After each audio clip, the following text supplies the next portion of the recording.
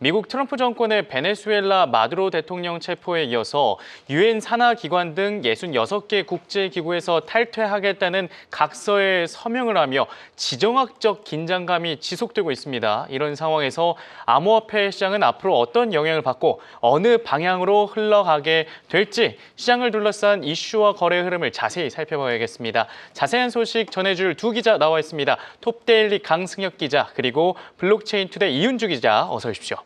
안녕하세요. 안녕하십니까. 안녕하세요. 네, 안녕하십니까. 네, 암호화폐 시장 오늘의 뉴스를 알아보기 전에 뉴스메타의 키보드 차트를 보면서 현재 시장의 전반적인 상황부터 살펴보겠습니다. 먼저 시장 전체 흐름을 보여주는 키보드 토탈 라인 차트 확인해 보도록 하겠습니다. 단기 추세선이 주황색 RSI 라인 상승하려다가 꺾이면서 완전 밑바닥을 기고 있고요.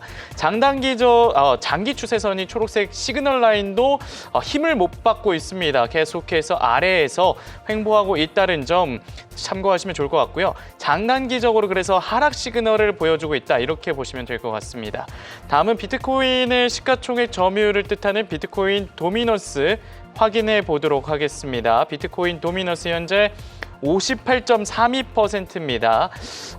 이게 58%가 계속해서 유지되고 있는데요. 비트코인의 점유율이 여전히 높다라고 보시면 될 것 같고요.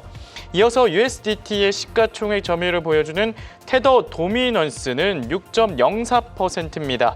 어제 저녁 5.8%, 5.9%대를 왔다 갔다 했는데 현재 6.04%까지 상승하면서 이게 암호화폐 시장에 압력을 주고 있다라고 이렇게 분석을 할 수 있겠습니다. 어제 주은 기자가 6%대를 넘으면 가격 흐름이 안 좋아질 것이다 라고 했는데 확실히 테더 도미넌스가 6%를 넘으면서 암호화폐 시장에 압력을 가하고 있는데요. 이에 따라서 리플, 이더리움, 또 비트코인 등이 지금 압력을 받고 있다 이렇게 볼 수 있겠습니다. 이게 좀 6%대로 내려오면 좋을 것 같다는 생각이 들고요. 다음으로 중장기적 관점으로 암호화폐 시장에 점수를 주는 키포인트 스코어 확인해 보도록 하겠습니다. 마이너스 38.17%입니다. 어제 방송보다 하락했습니다. 중장기적으로도 횡보할 것이다라는 전망이 계속 유지되고 있는데 여기에서 좀 더 내려오게 된다면 중장기적으로도 하락할 것이다라는 전망이 나타날 수 있다는 점 참고해 주시고요. 반면 단기적 관점의 라이브 키포인트 스코어는 27.1%입니다.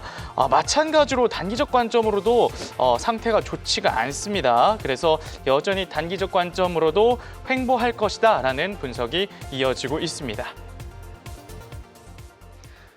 네, 이렇게 해서 뉴스메타의 키보드 차트를 통해 암호화폐 시장의 전체적인 흐름을 살펴봤습니다. 차트 내용은 매매 시 참고용으로 활용하시고 투자는 신중하게 결정하시기 바랍니다. 네, 그리고 실시간으로 채팅에 참여하고 계신 웰커미 여러분들 반갑습니다. 준케 나가라부터 시작을 하시면 안 되고요. 추억의 방구차님 안녕하세요. 그리고 땅비니님 안녕하세요. 퓨튜브님 안녕하십니까. 바이올렛님도 와주셨는데 실시간 채팅 많이 참여해 주시고 꼭 좋아요 눌러주시고 채널 구독과 알림 설정까지 부탁드립니다. 좋아요는 한 번만 홀수로 눌러주시면 됩니다. 자, 그러면 오늘도 이제 본격적인 주요 코인의 소식 확인해 보도록 하겠습니다. 먼저 비트코인부터 살펴보시죠. 어제 약 3% 가까이 하락하면서 현재 91,000달러 선에서 거래가 되고 있습니다. 이게 좀 상승할 뻔했는데 다시 꺾여가지고 이 투자자분들의 마음을 좀 아프게 하고 있는데 이게 또 주식과 디커플링이 심화되고 있다라는 소식이 전해지면서 우리가 또 소외되고 있는 게 아닌가 이런 이슈들이 전해지고 있습니다. 이슈 좀 전해주시죠. 예, 요즘 주식시장 보면은 일단 국장부터 보면은 이제 삼전, SK 하이닉스 네. 정말 쭉쭉 잘 오르고 있고. 국장 오늘도 코스피 사상 최고가를 경신했다고 하잖아요. 그렇죠. 옛날 그러니까 불과 1년, 1, 2년 전만 해도 예. 정말 이런 코스피 생각지도 못했는데 그쵸. 정말 파워풀 코스피 보면서 저도 참 어떤 포모 약간 이렇게 여러 가지 네. 소외도 드는데요. 그쵸. 약간 약간 이런 반도체 주식이 연일 고점을 갱신한다는 소식이 들리는데 네. 비트코인 가격은 왜 그만큼 따라가주지 못하는 것일까요? 네, 제가 한번 거시경제적으로 좀 풀어보겠습니다. 좋습니다. 네, K자형 성장이라는 얘기를 요즘 많이 들어보실 텐데요. 네. K자형 성장은 이제 고소득층은 이제 고자산군은 계속 이제 자산이 오르고 K 하단 부인 저자산군은 그쵸. 계속 이제 어떤 그 상대적으로 어떤 자산 가치가 이렇게 줄어들고 네. 이제 어떤 그 양극화라고 하죠. 소득의 양극화인 예, 거죠. 그렇게 네. 양극화가 심화되는 양상이 좀 요즘의 어떤 그 성장 형태라고 볼 수 있는데요. 네. 네, 그런 K자 성장, 그러니까 상단부에 있는 분들은 네. 그런 AI나 반도체 주식을 투자하셔서 계속 그런 이제 투자의 과실을 얻고 있는데 네. 이제 자산을 가지지 못한 그런 분들은 이제 그런 양극화가 심화되고 있는 겁니다. 네. 그래서 이런 양극화가 이제 경제의 지속 가능성을 흔들고 성장의 과실을 누리는 고소득층마저도 무너지면요, 예, 자산시장 전반이 침체될 수밖에 없는데요. 그렇죠. 예, 미 노동부는 7일 공개한 구인 이직 이 보고서에서 네. 11월 미국의 구인 건수가 이제 715만 건으로 집계됐다고 밝혔는데 졸트 말씀하시는 거죠? 예, 졸트 맞습니다. 네. 네, 이는 1년 만에 가장 적은 수준입니다. 네. 그런데 실업이 급격히 늘어나는 조짐도 없어서 이제 월가에서는 노동시장이 해고도 없고 네. 채용도 없는 그런 양상이 될 것이다. 이건 뭐죠, 그러면? 노프하이어 노하 그러니까 이제 네. 기업들은 에이전트를 활용해서 이제 생산성을 부과할 수 있으니까 굳이 채용을 할 니즈를 좀 적게 느끼면서 그쵸. 비용도 절감할 수 있고 네. 근데 이제 해고도 이제 비교적 그렇게 많이 없는? 하진 않고. 그런 환경이 지속될 거라고 보고 있는데요. 네. 네, 이는 돈을 버는 사람들의 수 자체가 줄어든다는 신호라고 볼 수 있죠. 네. 예, 자산을 떠받치는 그런 실물 현금이 약해진다고 볼 수 있는 건데요. 네. 예, 도널드 트럼프 미국 대통령은 7일 자신의 SNS에서 대형 기관 투자자들이 단독 주택을 매입하는 것을 금지한 조치를 법으로 명문화하도록 네. 의회에다가 요구할 것이다. 집은 사람이 사는 것이지 기업이 사는 게 아니다라고 말했습니다. 네. 이는 이제 부동산 대란이 먼저 일어났던 우리나라에서 그쵸. 했던 얘기죠. 집은 이제 사람이 사는 곳이다. 근데 이제 아메리칸 드림의 핵심이 내 집 마련이고 네. 이제 그 내 집 마련인데 코로나가 시작된 2020년부터 지난해까지 미국 주택이 약 55% 올랐고 이제 주거 수요가 쏠리는 렌트 시장까지 임대 시장까지 기업들이 들어와서 이제 임대를 기업들이 하니까 네. 상방 압력을 받으니까 트럼프가 직접 이제 주거의 양극화를 막고자 이런 규제에 나선 것이죠. 규제 완화가 어떤 트럼프의 어떤 시그니처 같은 모습이었는데 네. 이렇게 규제를 나선 것입니다. 올해 11월 이제 중간 선거를 앞두고 트럼프 네. 행정부가 이제 이탈리아산 파스타 고율관세 철회, 가구관세 인상 연기, 네. 중남미 농산물 관세 철폐, 중국 반도체 추가 관세 0%, 그러니까 타코 다 밀었네요. 진짜 여태까지 해왔던 것들을. 네, 그럼 타코 이제 예. 원래 이렇게 우리는 관세를 할 거고 아메리카 짱이야 이렇게 했는데 네. 이런 타코 이제 표심에 어쩔 수가 없는 거죠. 이게 지지율이 부담이 될 수 있다는 거잖아요. 그렇습니다. 이제 관세란 결국에는 네. 이제 행정부에서는 부인하지만 이제 물가에 영향을 주는 것이니까요.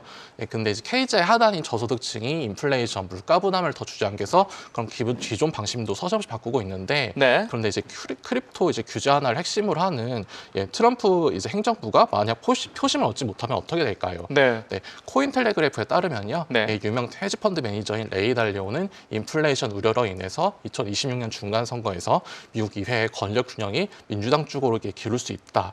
그러면 이제 이는 공화당과 네. 트럼프 대통령의 규제 정책을 무너뜨릴 위협이 될 수 있다. 이렇게 봤습니다. 이렇게 될 경우에는 원래 이 트럼프 대통령이 계속해서 실행했던 정책 자체에 좀 문제가 네. 출발점이 문제가 될 수도 있는 거잖아요. 예, 네. 이제 그런 이제 규제를 이제 할 수밖에 없는 환경이 되면은 크립토도 이제 마냥 그렇게 계속 다 풀어주고 하기가 어려워지는 그쵸? 그런 형국이 될 수 있는 거 아니냐 네. 그런 논지인데요. 음. 이제 투자은행인 TD코에는 미 상원에서 심사 중인 디지털 자산 시장 구조 법안인 클래리티법도 2027년까지 연기될 수 있다. 이렇게 봤습니다. 그러니까요. 이게 네. SEC의 소관이냐 아니면 CFTC의 소관이냐 이거를 좀 빨리 이 클래리티 법안을 통해서 좀 정해줘야 되는데 네. 이게 연기되면 또 네. 가상자산에 부담이 될 수도 있는데 그렇죠. 이게 좀 걱정이 되긴 합니다. 그렇습니다. 네. 그걸로 이제 어떤 반영된 여러 가지 가치들, 여러 가지 가상자산이 펌핑하는데 많은 좀 영향을 줬던 그런 게 규제 완화였는데 인하였는데 네. 아무튼 그런 부분이 좀 부담을 받을 수 있다는 것이고요. 네. 이 월가의 유명 리서치 회사인 로젠버그 리서치의 대표인 데이비드 로젠버그는 네. 지난달 한국경제신문과의 인터뷰에서 환경과 네, 한경과 인터뷰를 이제 나눴습니다. 네. 이제 올해 미국 경제를 낙관하지 않는다, 음. 조금 비관적이다 이런 뜻이죠.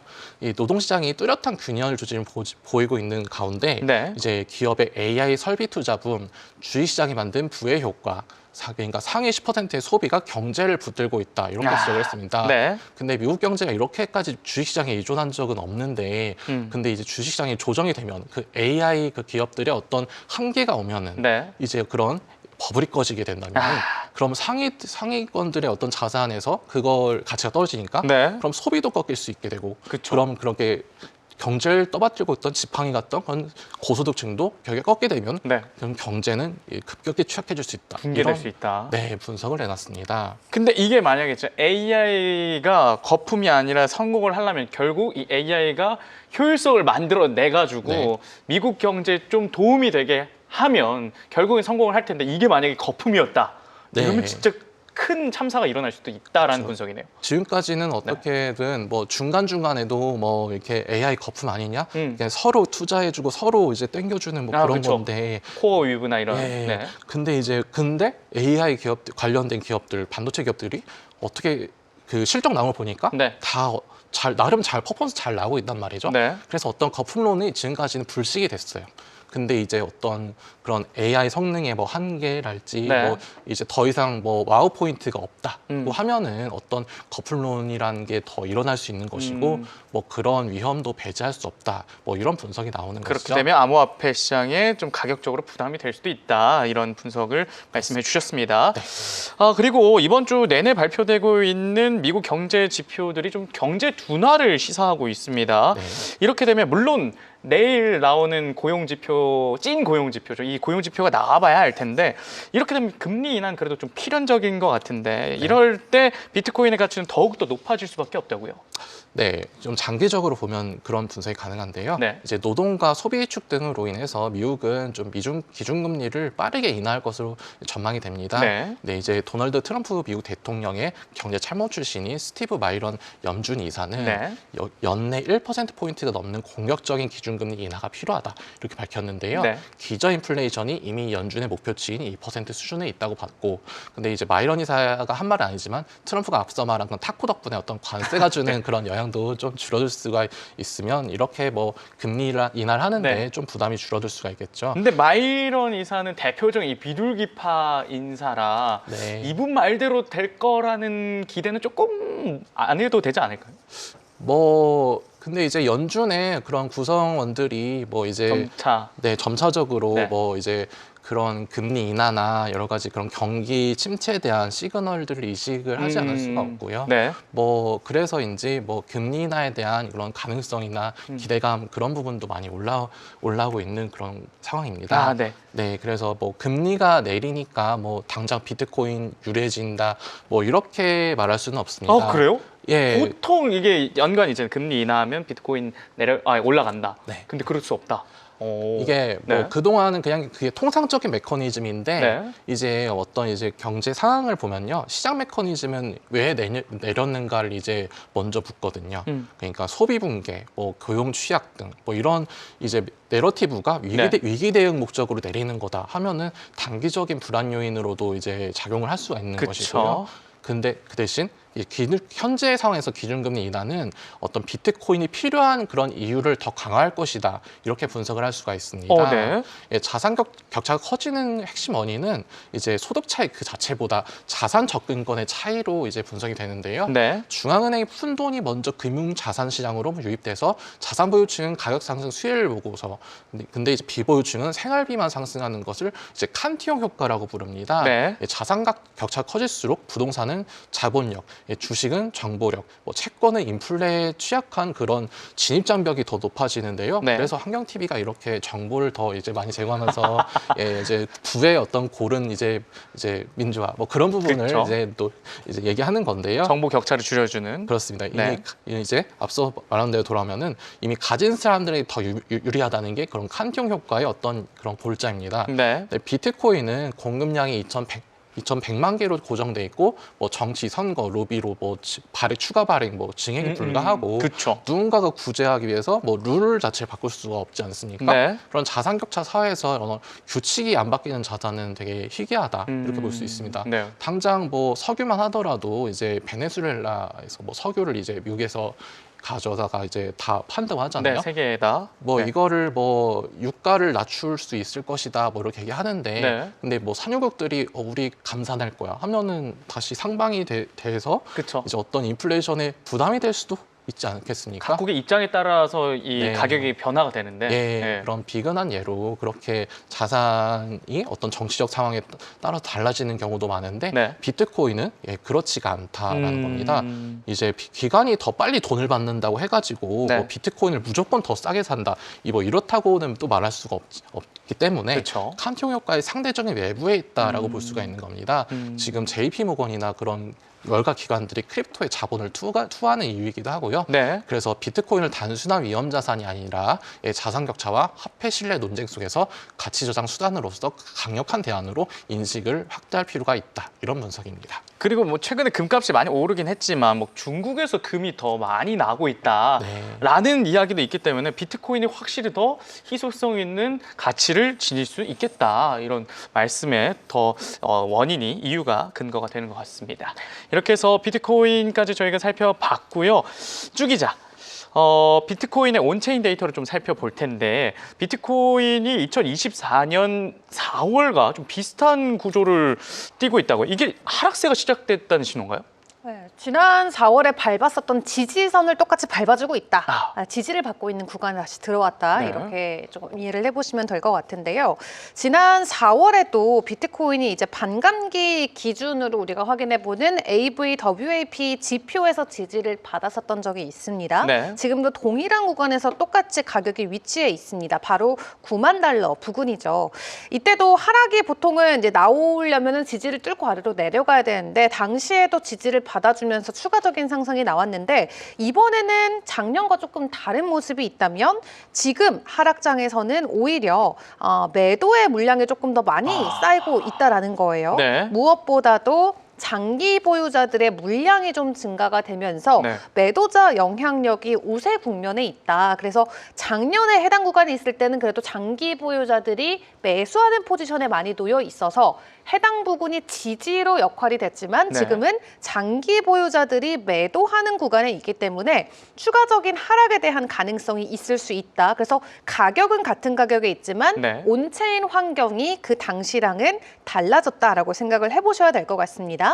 그래서 지금은 지지 구간이 아니라 이게 또 강한 저항으로도 뒤바뀔 수 있는 위치에 있어서 9만 달러를 우리가 과연 지켜줄 수 있을지 이 부분을 집중적으로 점검을 해보시는 게 좋을 것 같고요. 네. 그리고 비트코인이 최근에 좀 오래됐던 이 물량들이 좀 이체된 건수들이 온체인에서 많이 포착이 되고 있습니다. 잠자던 비트코인이 깨어났다. 네. 그렇습니다. 그래서 최근에 매수자가 아닌 중장기적으로 비트코인을 보유하고 있었던 물량들이 거래소로 유입이 되면서 네. 이런 코인들이 보통 움직이면은 시장에서는 매도로 바로 풀이를 하긴 하거든요. 그쵸. 단기 보유자들이 이제 넣었다 빼었다 하는 것은 뭐 일부 뭐 포지션 조정, 뭐 이런 포트폴리오 네. 뭐 이제 비율 뭐 재조정 이런 식으로 해석을 하긴 하지만 네. 오래된 보유자들이 움직일 때는 보통 우리가 추가적인 매도의 시그널일 수도 있다라고 풀이를 하고 아니면은 그 이상의 뭔가 전략적인 포지션 조정일 수도 있다라는 풀이도 있긴 합니다만 네. 보통은 이렇게 오래된 고래들이 이체를 했을 때는 거의 고점일 때 아니면은 강세장 후반에 있을 때 혹은 매크로적으로 불확실성이 고조됐을 때 주로 반복이 됐었던 패턴입니다. 그래서 단기적으로 좀 변동성이 확대가 될 수 있는 구간에 들어와 있는데 네. 최근에 워낙 가격이 단기적으로 상승을 해주고 오늘 조금 다시 하락을 해서 9만 달러까지 내려갔는데 네. 롱텀 홀더들의 매도 물량의 비중이 더 높은 상황에서 오래된 이런 잠자던 비트코인들의 이체 건수가 늘어나고 있다는 건 좀 추가적인 조정에 대한 가능성으로도 풀이를 해볼 수가 있겠습니다. 네. 그리고 채굴자발 매도 물량도 우리가 같이 체크를 해야 되는데요. 최근 채굴자들이 비트코인을 거래소로 많이 이체를 하고 있습니다. 결론적으로는 이것도 또 하나의 매도 압력이다라고 풀이를 할 수가 있는데 있죠. 그래도 지난 고점 대비해서 채굴자들의 움직임이 어떤 차이가 있었냐면요. 네. 지난 2021년에도 채굴자들의 매도 증가가 있었는데 그럼에도 불구하고 비트코인의 가격은 올타임하이 경신을 해줬거든요. 그래요? 그리고 2022년에도 채굴자들이 강하게 매도를 했었는데 그때는 반대로 가격이 뚝 떨어졌었습니다. 네. 그래서 한 번은 채굴자발 매도가 있었음에도 올라갔고 한 번은 떨어졌는데 그 두 곳의 차이가 무엇이었냐면 네. 2021년에는 채굴자들이 손익분기점 위에 있었습니다. 아, 그래서 이들이 익절. 어떻게 보면은 공포에 매도하는 게 아니라 네. 이 정도는 우리가 수익 실현해도 번이겠다. 괜찮겠다라는 매도였고 네. 2022년에는 채굴자들의 아예 이 손익비 자체가 깨지는 구간이었기 때문에 포모 매도가 좀 크게 일어났었던 더 이상 거죠. 손해보면 안 되겠구나. 그렇습니다. 라는. 그래서 좀 떨어졌던 물량들의 수가 확실히 달랐었기 때문에 2022년에는 이제 베어마켓으로 전환이 되는 그런 움직임이었습니다. 네. 근데 여기서 중요한 건 지금 채굴자들의 음. 평균 손익분기점이 5만 달러 부근입니다. 5만 달러. 근데 지금 9만 달러기 때문에 네. 거의 2배 가까이 되는 수익을 가져가고 있는 거잖아요. 익절하신 거네요. 그렇죠. 그래서 음. 최근에 채굴자들이 매도하고 있는 건 네. 지난 2022년처럼 공포의 매도가 아니라 어느 정도 좀 고점에 대한 차익 실현 매물이다. 이렇게 생각을 해볼 수가 있겠고요. 네. 그렇기 때문에 채굴자의 매도가 물론 시장에 굉장히 중요한 지표지만 지금 그들의 평단 위에 가격이 위치해 있어서 네. 채굴자의 매도보다도 앞으로 채굴자가 던지는 이 물량을 누가 사주는지를 지켜보는 게 훨씬 더 중요할 것 같습니다. 고래들이 사주면 조금 더 받쳐줄 힘이 있을까요? 맞습니다. 그래서 이제 그 부분도 함께 좀 체크를 해봐야 될 것 같은데요. 네. 지금 지난 11월에 바이낸스 안에서 포착이 됐었던 이 테이크업 비율을 조금 체크를 해보도록 하겠습니다. 네. 비트코인 시장에서도 굉장히 좀 중요한 흐름의 지표로 체크가 되는데 무려 30일 동안 이어졌었던 매도 지배 국면이 사실 끝났습니다. 지난 11월까지 바이낸스 안에서는 하루도 빠짐없이 전부 다 매도의 시그널이 나오는 이 테이크업 비중이 마이너스권에 있었는데요. 네. 그 당시만 하더라도 하루 평균 거의 뭐 23억 달러씩 매도세가 나왔다고 해요. 그러니까 굉장히 공격적인 이 매도세가 나왔었는데 네. 현재 1월이 되면서 이게 매수 우위로 전환이 됐습니다. 다행이네요. 그래서 작년에 이제 네. 빨간색 캔들이 이제 음수 쪽으로 쭉 나왔던 반면 네. 올해 되고 나서는 이제 그린 캔들, 초록색 캔들이 이제 상승 방향으로 올라와 있는 상황이죠. 네. 그래서 지금 순매수 규모가 평균적으로 4억 달러 정도기 때문에 지난 11월까지 매도 규모가 하루에 평균 20억 달러였던 거가 비교하면 사실 뭐 미미한 수준이기는 합니다만 그럼에도 불구하고 이제 매도가 아니라 데일리 기준으로 네. 매수로 투자자들이 돌아섰다라는 측면에서는 어느 정도 공격적인 매도세가 소멸됐다 이렇게 포리를 해볼 수가 있겠고요. 이게 저희가 10월부터 12월까지 그래프 보시면 힘들었던 이유가 저기 다 나와 있네요. 맞습니다. 그래프만 보더라도 네. 바이낸스에서 현물을 다 던지고 있었기 때문에 아. 굉장히 매도에 대한 강한 이런 세력들의 네. 힘이 결국 현물 가격의 상단을 눌러왔다라는 것을 체크를 해볼 수가 있겠죠. 네. 다행인 건 어쨌든 1월 돼서는 이 흐름이 멈췄다라는 거기 때문에 그쵸. 현물 매도가 끝난 지금 시점에서 추세 전환이 앞으로 어떻게 계속 이어질지 지켜보시는 게 좋을 것 같습니다. 네. 자, 그리고 크립토컨트의 주기영 대표가 또 이런 말을 했습니다. 비트코인의 구조 자체가 이미 변화했기 때문에 네. 과거처럼 급격한 급락이 나오기는 굉장히 힘든 시장이다라고 이야기를 한 건데요. 네. 지금 비트코인이 뭐 바이낸스 앞에서 현물 거래량도 봤지만 이제 거래소에서만 거래되는 코인이 아니잖아요. 뭐 ETF라던가 네. 아니면 마이크로 스트래티지처럼 아예 장기적인 관점에서 DAT를 하는 기업들도 나타나고 있어서 네. 워낙 비트코인의 유동성 자체가 유입된 경로가 다양하기 때문에 이제 뭐 언제 떨어지냐 언제 오르냐 단순하게 타이밍을 예측하는 것도 사실 의미가 없고 그리고 옛날만큼 급락세가 나오기도 힘들다라고 네. 이야기를 하고 있습니다. 실제로 스트래티지 같은 경우는 이미 비트코인을 열심히 모아서 67만 개까지 모아놓은 상황인데 네. 스트래티지의 세일러문 형님께서 세일러문 형님, 네, 형님께서 세일러 마이클 세일러. 더 이상 팔지 않겠다. 그러니까 사기만 하지 파는 기업이 아니기 때문에 네. 이 67만 개라는 비중이 시장에 떨어지는 물량이 아니라 우리 시장의 하방을 막아주는 물량이다라는 것을 놓고 생각을 해봤을 때 이미 직전 고점 대비해서도 비트코인의 구조는 완전히 바뀐 상황이다라고 이야기를 하고 또 있습니다. 스트래티지가 MSCI 편출에서 편출 안 살아남았기 됐기 때문에, 때문에 맞습니다. 계속해서 좀 비트코인을 사줄 수 있는 여력이 네. 남아있네요. 맞습니다. 근데 사실 우리가 12만 6천 고점을 네. 찍고 8만 5천까지 거의 떨어졌기 때문에 어떤 분들께서는 그거 자체가 급락이 아니냐라고 또 얘기하실 수도 있어요. 한 그쵸. 30% 정도 고점 대비 좀 조정이 왔었는데 네. 우리가 이야기하는 고점은 전 고점 대비해서 한 50%씩은 빠지는 그런, 예전에는 그랬다면서요? 예전엔 그랬어요. 하루에.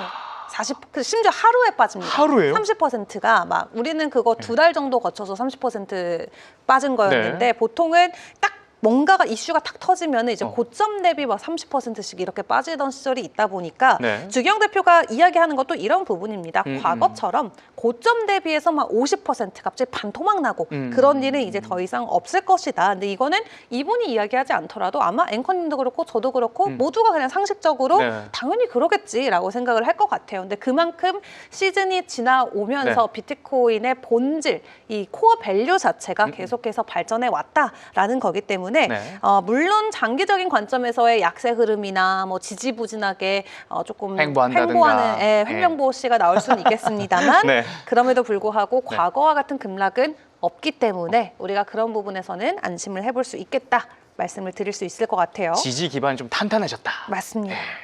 그리고 지금 또 지켜봐야 되는 또 시그널 중에 하나가 네. 비트코인의 가격이 어쨌든 오르긴 올랐잖아요. 연초가 돼가지고. 네. 근데 네트워크 활동량을 보면은 사실 그렇게 활발한 모습이 포착되고 있지는 않습니다. 아, 그래요? 조금 더 롱텀으로 놓고 보더라도 지난 2023년 1월 이후 비트코인의 온체인 전송량은 계속해서 감소가 지속되고 있다라고 하는데 네. 사실 가격이 상승하고 있는데도 네트워크 활동 회복이 없다라는 게 뭐 다른 이더리움이라던가 솔라나라던가 네. 확장성에 초점을 맞춘 이제 기업들 같은 경우는 이런 게 문제가 될 수 있겠습니다만 그렇죠. 우리가 뭐 비트코인이 확장성의 그런 기업은 아니잖아요. 그렇죠. 우리는 이거를 하나의 저축 가치, 네. 뭐 희소성 이런 전략적 걸로 수단. 맞습니다. 판단을 하기 때문에 네트워크가 조용하다라고 해서 이거에 대한 가치가 떨어지는 것은 아니다. 그래서 가격과 비트코인의 네트워크 활성도 우리가 크게 두 개가 커플링되지 않는 것을 네. 놓고는 우려하지 않아도 된다 말씀을 드릴 수가 있겠습니다. 네. 그래서 온체인을 기반으로 우리가 뭐 고래들이 어떻게 사고 팔고 뭐 지갑에서 어디가 이체가 있고 이런 부분들은 집중을 해야 되는 게 맞지만 비트코인의 개별 네트워크와 관련해서는 우리가 뭐 크게 우려할 부분은 아니다 말씀을 드릴 수가 있을 것 같고 네. 기술적인 관점에서도 일단 이번에 우리가 9만 막 3천, 4천까지 열심히 갔다가 지지가 안 떨어졌죠. 되고 일단 떨어졌어요. 네. 그래서 일단 애널리스트들은 지금 이 돌파 자체가 확실한 뭐 실패였다라고 좀 분석을 하면서 네. 그렇기 때문에 지금 중요한 지지 구간으로는 8만 7천 달러에서 8만 9천 달러 사이를 이야기를 하고 있습니다. 네. 다행히 아직까지는 9만 달러대 가격 유지가 되고 있는데 떨어진다고 하더라도 8만 7천 500 아래까지는 떨어지면 안 된다라는 것을 생각을 해보시고 해당 부근에서 지지선을 긍정적으로 테스트를 해주고 다시 올라가게 된다면 네. 또 추가 상승에 대한 가능성이 열려 있기 때문에 일단 단기적으로는 저항 돌파보다는 지지에 대한 관점으로 여러분들도 체크를 해보시는 게 좋겠습니다. 네, 이렇게 해서 비트코인의 온체인 데이터 저희가 좀 살펴봤고요. 다음은 이더리움 확인해 보도록 하겠습니다. 이더리움도 조정을 받고 3,104달러에 거래가 되고 있습니다. 주은 기자가 이런 말을 한 적이 있어요. 하늘 아래 두 개의 태양은 없다 라면서 이더리움과 솔라나를 두 개의 태양으로 비교를 했는데 또 승혁 기자는 이 둘을 좀 경제적 공생관계라고 네. 보신다고요? 근데 그 말씀도 맞아요. 약간 네. 그 하늘 아래 두 개 태양 없다 이게 네. 약간 그거지 않습니까? 그 남진 나훈아 선생님들 이렇게 내가 태양이지 막 이런 거 있잖아요. 그렇죠, 그런 네. 느낌으로다가 예. 결국은 이제 비슷한 맥락인데요. 혹시 이제 연배가 어떻게 춘추. 춘추가. 네, 어쨌든. 네, 그렇습니다. 네, 뭐 그런 라이벌의 존재로 좀 서로가 성장하는 그런 서사처럼 네. 뭐 이제 이더리움과 솔라나도 그렇다고 볼 수가 있는데요. 네. 좀 월가의 자본이 좀 어느 한쪽에 편중되지 않고 좀 두 네트워크 양쪽 가능성에 모두 베팅을 하는 모습입니다. 네. 세계 최대 자산운용사 중 하나이자 자산 기준 미국 6인 은행인 이 모건 스탠리는 SEC에다가 비트코인과 솔라나 현물 ETF 출시 뭐 신청서를 낸 지 하루 만에 이더리움 이제 현물 ETF 신청서를 연달아냈다고 하는데요. 네. SEC 홈페이지에 공개된 서류에 따르면요, 해당 그 이더리움 ETF 상품은 그레이스케일 등 이제 경제자 상품처럼 뭐 스태킹 보상을 이제 주주에게 직접 분배하기보다는 네. 이제 순자산 가치를 통해서 반영할 예정이라고 합니다. 이는 시장가 기준 수익률이 중요하다고 보는 이제 투자자들을 이제 겨냥한 것으로 보이는데요. 네. 이제 기관 고객들의 어떤 투자 옵션을 더 늘리면서 어떤 새로운 수요를 발굴할 수 있을 것으로 보입니다. 네. 이제 뭐 이더리움과 솔라나는 자산 토큰화 시장을 분점을 하고 있는데요. 블록체인 데이터 플랫폼인 듄 애널리틱스에 따르면요, 네. 토큰화 주식 전체 운용 자산은 10억 달러를 넘어섰는데 이 중 지난해 6월 출시된 솔라나 기반 엑스스탁스가 57% 이상을 차지했습니다. 네. 반면 법정화폐를 토큰화한 스테이블 코인 발행량 점유율에서는 이더리움이 57%로 1위를 기록했고요. 이 양 네트워크 간의 생산적인 논쟁도 이루어지고 있습니다. 뭐 확장성 문제를 넘어서 미래를 견뎌낼 수 있는 블록체인 네트워크의 모습에 대해서 각 창립자들의 생각이 다른데요. 비탈릭 부테린은 이제 이더리움은 확장성이 기반 해가지고 뭐 정치적인 배제, 인프라 붕괴, 뭐 재정 압류 이런 이제 치명적인 실패를 극복할 수 있는 그런 회복력을 보장하기 위해서 이제 설계했다 이렇게 역설을 했습니다. 근데 이제 솔라나 공동 창립자인 아나톨리 야코벤코는 회복력에 대해서 좀 관점이 달라요. 이제 회복력은 방대한 양의 정보를 이제 낮은 지연 시간으로 처리할 수 있는 그 능력에서 나온다라고 이제 논쟁을 한 건데요. 네. 뭐 이건 솔라나가 빠른 처리 속도를 이제 장점으로 하니까 이걸 어필한 겁니다. 뭐 이러한 경쟁이 결국에는 뭐 각 네트워크의 지속 가능성을 높여줄 것이다. 뭐 이런 해석이 나오는데요. 이게 약간 선의 경쟁이네요. 그러니까 만약에 한 네트워크만 있었으면 이 가스비를 누가 내리려고 막 생각을 했겠어요. 네. 계속 가스비 내리려고 경쟁을 하고 또 확장하려고 하고 하니까 결국 이더리움과 솔라나는 공생 경쟁 관계다. 아, 그렇습니다. 아, 그런 내용이군요. 네, 뭐 삼성전자 뭐 하이닉스도 HM 가지고 하이닉스 너희들이 그걸 개발할까? 우리 한 단계 더 뛰어넘어서 다른 걸 개발을 하면서 둘 다 지금 너무 잘 되지 않습니까? 뭐 그런 맥락으로, 그러니까 세상사 법칙이 라이벌이스야 더 잘 된다는 거는 만든 이 블록체인 세계에서도 통용되는 그런 말 같은데요. 네. 뭐 이러한 경쟁이 결국에는 뭐 각 네트워크의 지속 가능성을 높여줄 것이다. 뭐 이런 분석이 나옵니다. 네. 드래곤 플라이의 제너럴 파트너인 로 패딕은 CNBC와 인터뷰에서 토큰화 시장에는 충분한 그런 공간이 있다. 솔라나와 이더리움이 서로의 그런 이제 공간을 밀어내지 않고 함께 성장할 수 있다. 이렇게 봤고요. 네. 글로벌 자산용사인 이제 비트와이즈는 이제 올해 스테이블 코인과 토큰화는 거스를 수 없는 메가 트렌드다. 그래서 이더리움과 솔라나가 최대 수혜자가 될 가능성이 있다. 이렇게 분석을 했습니다. 네. 수급 측면에서 보면요, 비트마인은 이제 최근 이더리움 이제 19,200개를 추가로 예측을 했고, 블랙록의 이더리움 현물 ETF가 올해 들어 3억 4,890만 달러의 자금을 흡수한 등 기간 수요 꾸준히 이어지고 있습니다. 네, 이렇게 해서 이더리움과 솔라나가 굉장히 선의 경쟁을 하면서 확장성을 나타내고 있다. 이런 비유를 또 전해주셨습니다. 주 기자. 기관 수요가 계속해서 꾸준히 이어지고 있는 이더리움입니다. 온체인 데이터 상에서 이더리움의 거래 흐름 어떻습니까? 네, 일단 올해 이제 알트코인의 판도가 어떻게 흘러갈지 좀 많은 분들이 궁금해하실 것 같은데 어떤 코인들이 뭐 많이 오를까보다는 사실 올해는 어떤 애들이 살아남을지를 좀 봐야 됩니다. 그래서 이제 그 가운데 있는 주요 코어 이제 카테고리가 디파이라던가 뭐 스테이블 코인, 결제 인프라 핵심 종목들, 또 RWA도? RWA도 있을 수 있겠고요. 이 모든 것들이 어쨌든 다 이더리움을 기반으로 하기 때문에 실제 이더리움의 액티브 어드레스, 활성화된 주소 같은 경우도 실사용을 기반으로 계속해서 높게 유지가 되고 있는 모습을 보여주고 있습니다. 올 한 해 우리가 주요하게 봐야 되는 섹터들 안에서 이더리움을 빼놓고는 사실 갈 수 있는 판도는 아니기 때문에 결국에는 알트코인 판도를 주도하는 게 이더리움을 될 것이다 라는 긍정적인 시각을 먼저 전달을 드리겠고요.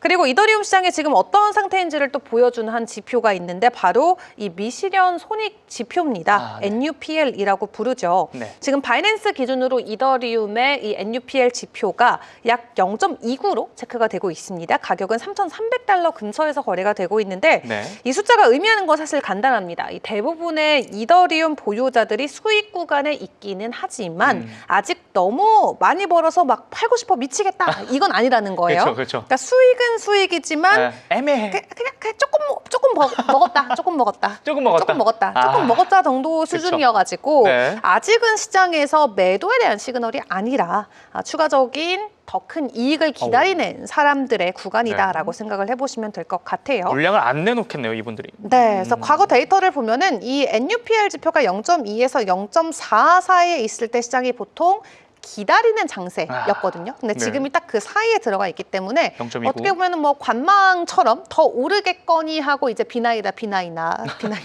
하면서 좀 기다리고 있는 구간이라고 생각을 해보시면 될 것 같습니다. 네. 그래서 지금 지표상 이더리움 아직까지도 건강한 상태고 많은 투자자들께서도 추가 상승에 대한 기다림을 충분히 감내할 수 있는 구간이기 때문에 네. 시간이 우리 편이다라고 생각을 해볼 수가 있을 것 같고요. 네. 추가 상승에 대한 기다림 계속해서 지켜보셔도 좋을 것 같습니다. 네.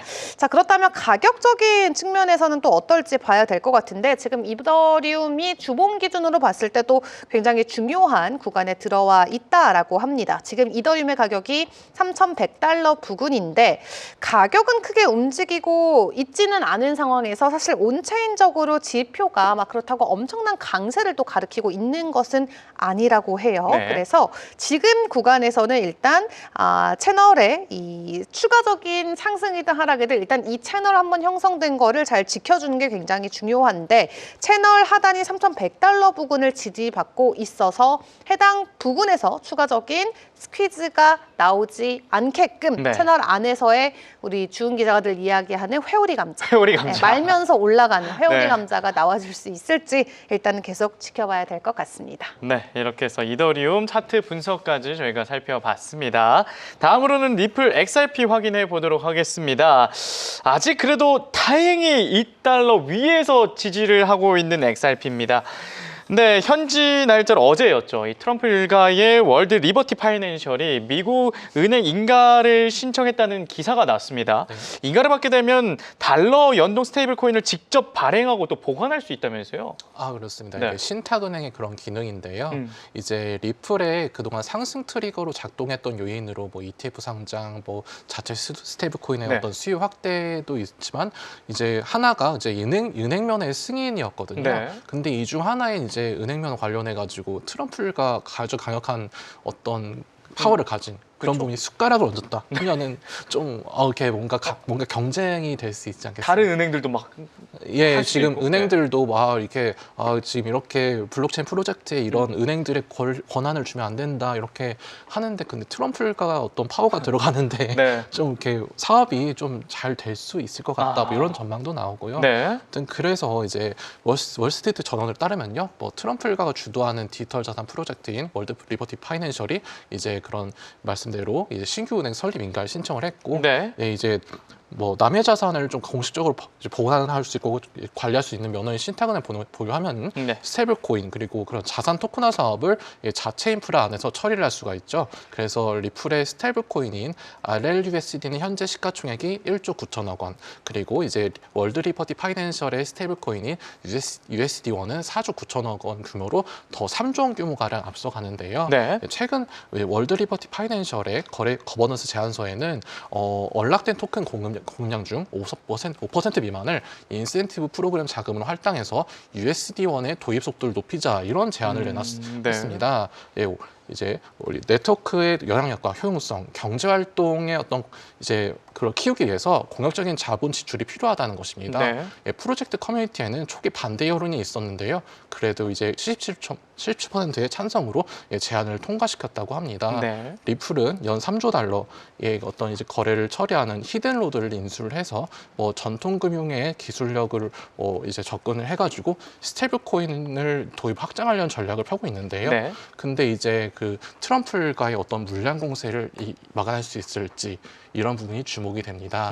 예, 모니카 롱 리플 사장은 자체적인 자금 여력이 충분하다면서 기업 공개 계획이 없다 이런 자신감도 표했습니다. 저 IPO 안 한다고 리플이 뭐 얘기를 했잖아요. 그렇습니다. 네. 예, 그리고 이제 이뿐만 아니라 세계 최대 이제 글로벌 투자 정보 플랫폼인 시킹알파에서는 좀 XRP를 좀 비관적으로 보는 그런 보고서가 나왔는데요. XRP가 블록체인상에서 벌어지는 이제 경제 활동에 비해서 지나치게 과대평가돼 있다. 뭐 이런 내용의 골자입니다. 예, 보고서를 뭐 작성한 마이클 페이는 지난 4분기 XRP의 일일 활성 주소가 전분기 대비 14%, 전년 동기 대비 한 26% 줄인 점을 예로 들었고, 네. 뭐 수수료도 뭐 3분기 60만 달러에서 12만 9천 달러로 급감을 하는 등 이런 이유로 인해서 1,360억 달러의 시가총액을 인정받을 이유가 없다. 뭐 이런 지적입니다. 아, 그래요? 네. 아, 과대평가됐다는 이야기인데. 예, 그 보고서를 쭉 보니까요. 뭐 약간 뭐 긍정적으로 뭐 표현한 부분보다는 뭐 ETF 중에 어떤 수수료가 덜 들어가는 게 있는데 그런 그 토큰 그 자체보다는 네. 그 ETF로 투자하는 게 어떠냐. 약간 이렇게 대안으로 아, 그래요? 제시를 한 거를 제가 봤거든요. 네. 그래서 또한 뭐 지난해 4분기 XRP 레저 원장 그런 스테이블 코인 전송량은 뭐 10억 달러를 약간 넘어서 뭐 성장률 자체는 500% 늘었는데 같은 분기 뭐 스테이블 코인 전송량이 19조 7천만 달러인 점을 고려하면은 뭐 점유율이 매우 미미하다. 뭐 이런 지적도 뭐 함께했습니다. 네. 뭐 XRP는 탈중앙화 파생상품 거래소인 하이퍼리퀴드에 뭐 최초로 상장되면서 수요 확대가 예상되지만은 어떤 시장의 비판적인 시각을 불식시키기 위한 실제적인 뭐 지표가 필요하다 이런 평가가 나옵니다. 네. 네, 리플랩스는 이제 미주은행, SMBC, 뭐 세큐리타이즈 재팬 등 주요 일본 금융기관들과의 파트너십을 발표해서 일본 내 XRP 레저 채택을 촉진하고 있는 그런 흐름도 나타납니다. 네, 이렇게 해서 리플 살펴봤는데 리플이 오랜만에 좀 좋지 않다, 과대평가됐다라는 소식을 듣게 돼서 약간 정신이 혼미해지려고 합니다. 주 기자, 온체인 데이터 상에서 이 XRP 거래 흐름 살펴볼 텐데 거래들이 계속 좀 사고 있는 상황이라 볼 수 있을까요? 네, 리플 같은 경우는 사실 규제의 좀 명확성이 확보된 이후로는 고래들이 조금 더 적극적으로 많이 들어오고 있는 좀 추임새가 보이고 있기는 합니다. 네. 리플 같은 경우도 이제 통화 수단으로서 굉장히 중요한 브릿지 역할을 하는 기술을 가지고 있는 회사이기 때문에 기존 트레이드파이 월가에서 엄청난 관심을 가지고 지켜보고 있죠. 네. 덕분에 대형 보유자들의 매도세는 확실히 제한적인 좀 모습이 보여지면서 온체인상에서는 고래들의 지갑수가 계속해서 증가하고 있는 모습들이 포착이 되고 있습니다. 네. 그리고 바이낸스 안에서도 XRP의 보유량이 지금 지난 2024년 1월 이후 최저치까지 내려갔다라는 거 말씀드렸었는데 네. 26억 개의 XRP가 지금 바이낸스 거래소 이 리저브에 들어가 있거든요. 근데 이게 2년 내 최저 수준이라는 건 지금 리플의 개당 가격이 충분히 희소성에 기반해서 상승할 수 있는 좋은 시기다라는 게 될 것 같고요. 네. 매도 가능 물량이 어쨌든 줄어든 것이기 때문에 시장에서는 긍정적인 호재성 이슈로 체크를 해볼 수가 있겠습니다. 투자자들이 리플을 뭐 셀프 커스터디라던가 콜드 월렛으로 적극적으로 이체를 시키면서 네. 당분간 매도하지 않겠다라는 그런 가능성을 계속 보여주고 있는 것으로 풀이를 해볼 수가 있겠고요. 긍정적이네요. 거래소 공급이 감소가 되고 있기 때문에 공급 쇼크발 가격 상승도 충분히 기다려볼 수 있는 구간. 그렇다면 현실적으로 차트는 또 어떤 모습일지 같이 체크를 해봐야 될 것 같은데 네.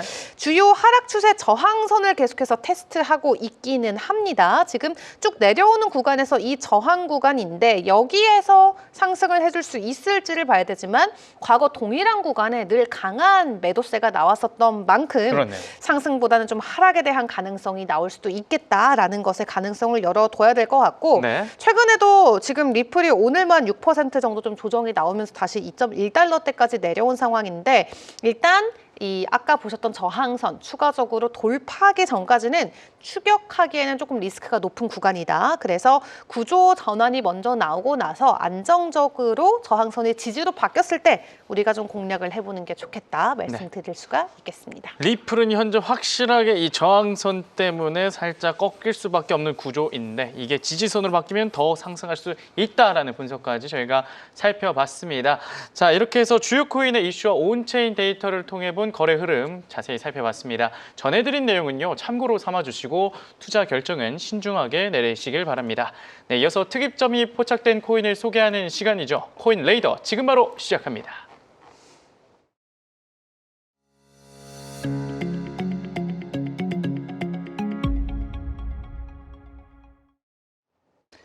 네, 오늘 코인 레이더에 포착된 코인은 오덜리입니다. 지난해 10월에 워나마켓에 상장된 신상 코인이죠. 현재 150원에 거래가 되고 있는데 오덜리 어떤 코인이고 또 어떤 이슈가 있습니까?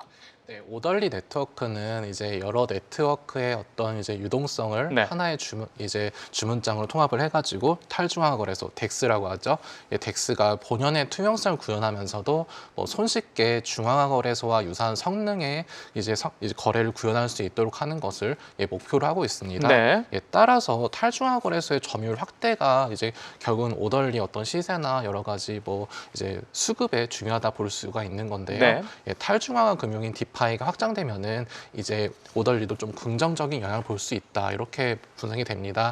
오덜리는 이제 재단 X 계정에서 오덜리 인프라를 활용해서 구축된 탈중앙화 거래소들의 어떤 매출 기준 상위 랭킹을 이제 매기면서 네. 이러한 플랫폼들은 더 이상 실험 단계가 아니다. 공유된 유동성을 기반으로 뭐 실제 사업을 운영하고 있다.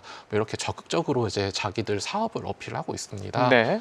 실제로 더블록에 따르면요, 지난해 12월 전 세계 중앙화 거래소의 현물 거래량은 전월 대비 32% 감소한 1조 1,300억 달러로 집계돼서 2024년 9월 이후 최저 수준으로 떨어졌는데요.